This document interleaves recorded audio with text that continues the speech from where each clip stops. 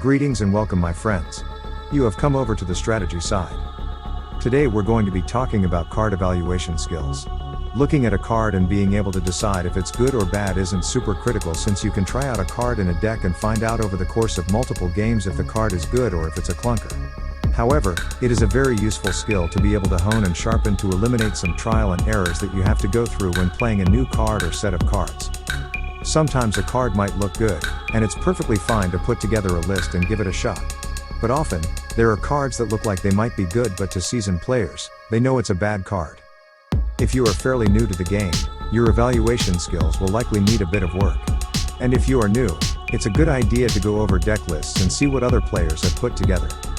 When looking at decks, ask yourself, why did they choose this particular card over something similar? Sometimes it'll be easy to see and sometimes not. But always look at card choices when you can, even when playing a game. Here, for example, we're playing against a Rakdos deck that is obviously going with an artifact theme. Some of their cards I have not seen played before by anyone else, myself included. Why are they playing Yo-Sha Declares War? What does that card do that made them choose it over other cards? Maybe it fits their deck better? Maybe it has an effect that no other card has and they want to use that effect to their advantage? But is that effect strong enough to give them the edge in the game? And that's when card evaluation skills can shine. Being able to look at a card and being able to tell if it's worth the slots in your deck can save you an enormous amount of time and get you to a solid deck list that much faster. And you'll likely win more games as a result. And winning games is pretty good, right?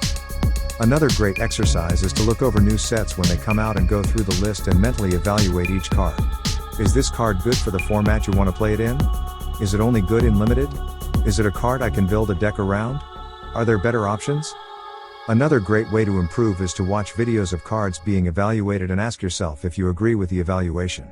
Not even pros get every card right, so keep that in mind. While watching, ask yourself why they think this card is good or bad. Another thing we want to mention is player styles. Sometimes a card comes out and most players dismiss it as not being good enough to play with, while other players might see that same card and see it as something they know will win them games.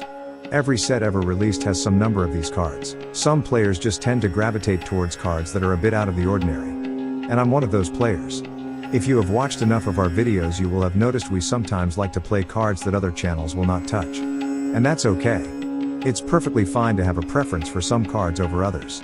That is a bit different than, say, playing Sunshot Militia in a Rakdos artifact deck. To me, this player looks to be trying to play a very budget-friendly deck and building their deck around Sunshot Militia. That's all well and good, but there's a problem. The Militia is a bad card. Bad. Horrible even. Let's evaluate their build around card, Sunshot Militia. Take a moment or more to think about the card and then see if we both come to the same conclusion. I remember seeing it in the spoiler and immediately thought it could be good in limited. It might be the very thing you need in order to deal out the last few points of damage. Especially when the board is clogged with men and nobody can make an effective attack.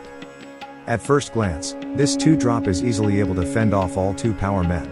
At 1/3 this guy is not a good attacker though. But that's fine, as it has a great ability to be able to deal damage. And what's great is that its ability does not require mana. You can continue to play the game while being able to use the Militia's ability to crack off some damage.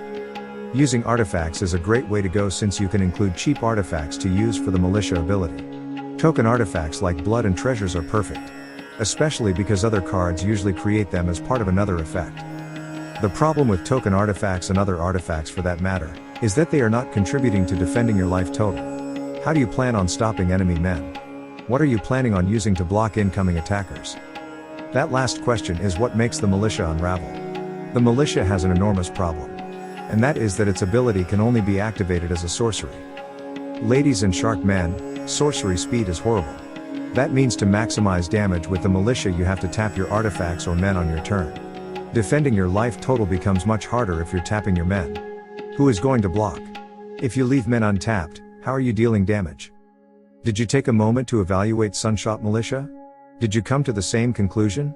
Did you see potential in the card, or did you see how bad it really is?